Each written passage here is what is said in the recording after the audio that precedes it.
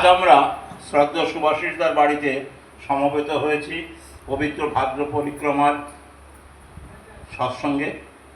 তার পাশাপাশি আমরা আজকে এখানে এই গান কীর্তনের মাধ্যমে পরম দয়ালের গুণকীর্তন করেছি।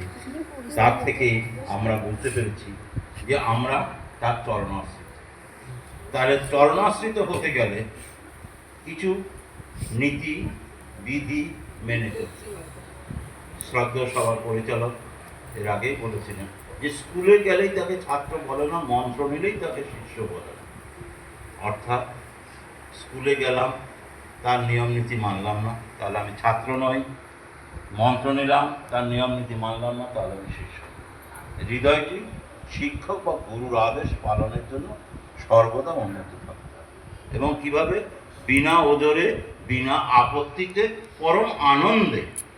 সে আনন্দে করার জন্যই আমরা যে গুরু ধরেছি, সেই গুরু আচার্য পরম্পরায় সেই গুরু প্রতিভূকে আমরা সবসময় পাই। তার নির্দেশগুলোই আমরা বাস্তবায়িত করার জন্য সদা সর্বদা সচেষ্ট। আর তার জন্যই আমাদের এই আনাগোনা আলোচনা, যাতে আমরা আরও ঠাকুর চেয়েছেন কি মানুষ গড়ার কারিগর করতে। তাহলে কারিগর করতে গেলে তাহলে সেখানে একটা কারখানা দরকার, স্কুল দরকার। এই সৎসঙ্গ হচ্ছে এক একটা ক্লাস, স্কুলের একটা ক্লাস। এই সৎসঙ্গে এসে গান কীর্তনের মাধ্যমে আমরা ঠাকুর সম্বন্ধে ভাবধারা কতটুকু নিয়ে বাড়িতে গেলাম সেটা আমাদের মাথায় রাখতে হবে। সেটা যদি নিতে পারি তবেই সৎসঙ্গের সার্থকতা, নচেত নয়। আপনারা প্রত্যেকেই জানেন আগামী 30শে ভাদ্র অর্থাৎ কাল বাদ দিয়ে পরশু দিন পরম দয়ালের 138তম আবির্ভাব দিবস। এই আবির্ভাব দিবসে আমরা বেতররি সৎসঙ্গ বিহারে প্রতি বৎসরের ন্যায় নাকাশিপাড়া সৎসঙ্গী বৃন্দের পক্ষ থেকে যে আয়োজন করা হয়েছে, অর্থাৎ তার জন্ম দিবস বা আবির্ভাব দিবস পালনের, সেই আয়োজনে এখানে আপনারা যারা উপস্থিত আছেন তারা তো বটেই, পাড়া প্রতিবেশী যারা আছেন তারাও বটে। তার পাশাপাশি এই মাইকের আওয়াজ যতদূর যাচ্ছে ততদূর পর্যন্ত প্রতিটি দাদা মা প্রত্যেককে তাদের সপরিবার, সপারিপার্শ্বিক, জাতি, বর্ণ, সম্প্রদায় নির্বিশেষে প্রত্যেককে উপস্থিত হওয়ার জন্য নাকাশিপাড়া সৎসঙ্গীবৃন্দের পক্ষ থেকে আমি আমন্ত্রণ এবং নিমন্ত্রণ জানাই। আপনারা সেই আমন্ত্রণ এবং নিমন্ত্রণ গ্রহণ করে সেই দিন অবশ্যই উপস্থিত থাকবেন। সেইখানে আমাদের যে সারাদিনের প্রোগ্রাম, সেই প্রোগ্রাম সম্বন্ধে আপনাদের একটু অবহিত করা দরকার।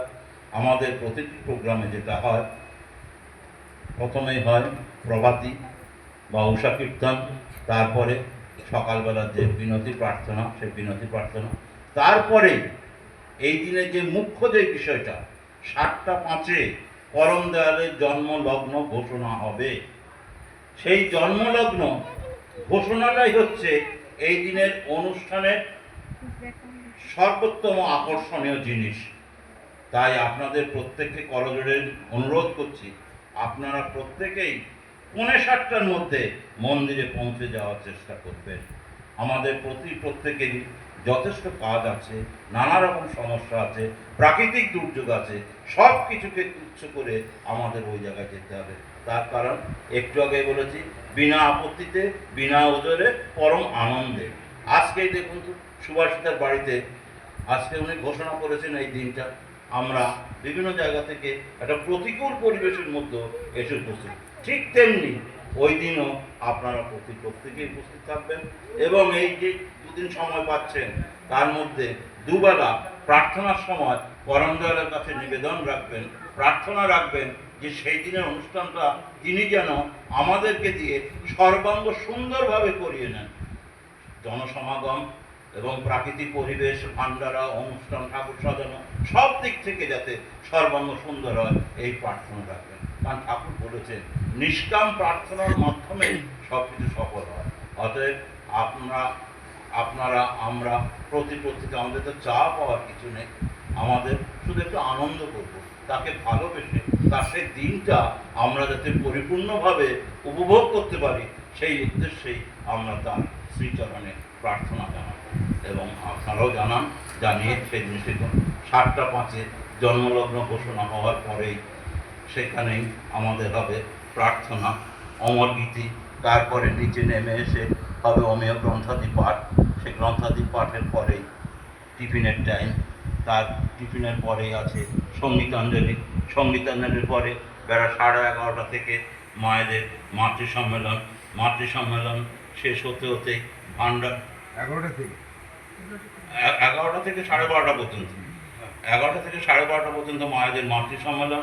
মাতৃ সম্মেলনের পরেই কিছুক্ষণ হয়তো রেস্ট থাকবে, তারপরে ভান্ডারা। তার পাশাপাশি চলবে আরও অন্যান্য ক্রিয়াকর্ম। তার মধ্যে হচ্ছে নৃত্য গীতাদি একটা প্রোগ্রাম, যেটা প্রতি বছরই আমাদের হয় এবং এটাকে আমরা ব্যাপকভাবে ছড়াতে চাই না, আমাদের মধ্যে সীমায়িত রেখে এবং শালীনতা বজায় রেখে সেই রকমভাবে নৃত্য গীতাদি পরিবেশিত হবে। খুব কম সংখ্যকই স্থান পাবেন, যার জন্য যারা আগে নাম লেখাবেন তারা আগেই সেই সুযোগটা পাবেন এবং আমাদের মন্দিরে সেটা জানাবেন বা আমাদের বিভিন্ন জায়গায় যারা কর্মকর্তা আছেন তাদেরকে বলবেন।